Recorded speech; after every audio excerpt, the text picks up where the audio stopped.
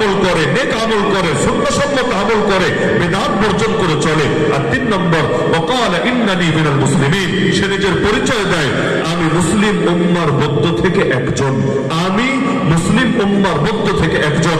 সব পরিচয় পরে, মুসলিম পরিচয় আগে। ওই পরিচয় দিতে গিয়ে শুধু নিজের পরিচয় বলে না, গোটা জাতির পরিচয় তুলে ধরে। আল্লাহ এভাবে বলেন, যদি শিক্ষা দিতেন যে সে বলে আমি একজন মুসলমান, তাও চলতো, কিন্তু আল্লাহর বাক্য খেয়াল করেন, সে বলে আমি মুসলিম উম্মার মধ্য থেকে একজন। দুই বাক্যের পার্থক্য বোঝেন? যদি বলে আমি একজন মুসলমান, কেমন যেন একটু বেশি নিজস্ব চিন্তা ভাবনা হয়ে যায়, কেমন যেন শুধু নিজেকে নিয়েই নিজের চিন্তা ভাবনা সীমাবদ্ধ থেকে যায়।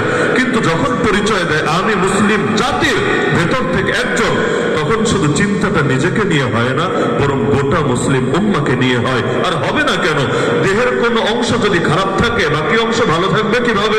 যদি আপনার দাঁতেই ব্যথা হয়, সব বাদ দেন, দাঁতে যদি ব্যথা হয় তাহলে বাকি শরীরের কি হালত হয়ে থাকে? কারণ মাথায় যদি ব্যথা হয়, বাকি গায়ের কি হালত হবে? কারণ পেটে যদি ব্যথা হয়, বাকি শরীরের কি হালত হবে? তো যার কারণে গোটা মুসলিম উম্মাকে নবীজি তুলনা দিয়েছেন এক দেহের সাথে, এক দেহের সাথে। তারাল মুমিনিনা ফি তারাহুমিহিম ওয়া তাওয়াদ্দিহিম ওয়া তাআতুফিহিম কামাসালিল জাসাদিল ওয়াহিদ ইযা ইশতাকা মিনহু উদউন তাদাআ লাহু সাইরুল জাসাদ বিসসাহরি ওয়াল হুম্মা।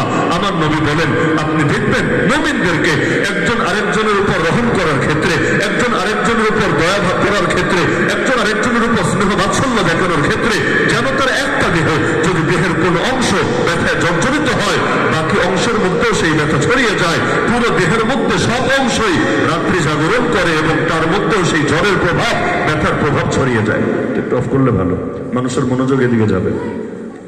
তো যার কারণে আল্লাহ রাসূল সাল্লাল্লাহু আলাইহি ওয়াসাল্লাম পুরো জাতিকেই যদি 200 কোটি মুসলমানকে এক দেহের সাথে তুলনা দিয়ে থাকেন, তাহলে পুরো জাতিকে বাদ দিয়ে মুসলমান একাকে নিয়ে ভাববে কিভাবে? আরে যেই জাতির প্রথম কিবলা ইহুদিবাদীদের হাতে থাকবে, ওই জাতি নিজেকে নিরাপদ ভাববে কিভাবে? যতই বলি না কেন, আমাকে জিজ্ঞেস করলে কেমন আছেন, আমি তো বলবো আলহামদুলিল্লাহ ভালো আছি। তো যাদের প্রথম কিবলা এত কাল পরে থাকি ইহুদিবাদীদের, তাহলে ওই জাতি ভালো থাকবে কিভাবে?